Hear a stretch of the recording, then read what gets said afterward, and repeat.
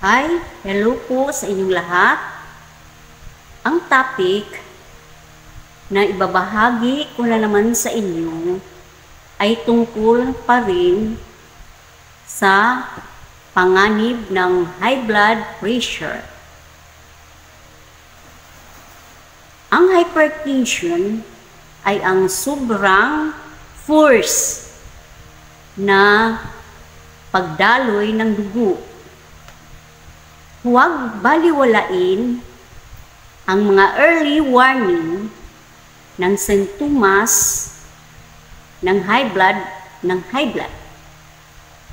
Pwedeng agapan sa pagbabago ng lifestyle.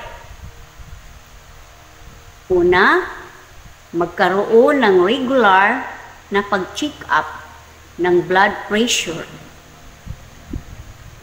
Huwag ipagwalang bahala ang systolic pressure. Kung middle age o mas matanda ang systolic na pressure ay indikasyon ng diastolic na sakit sa puso o stroke. Ang blood pressure sa lahat ng edad ay dapat mas mababa sa 140/90. Ang treatment ay dapat maagapan upang maiwasang masira ang internal organ.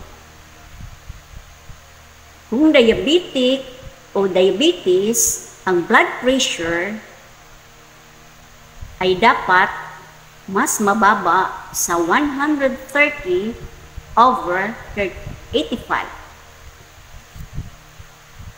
Bantayan ang pagbabago ng blood pressure ng mga senior citizens sa tahanan. Please comment down below kung nagugustuhan niyo po ba ang topic kong ito o ang video kong ito. Maraming salamat po.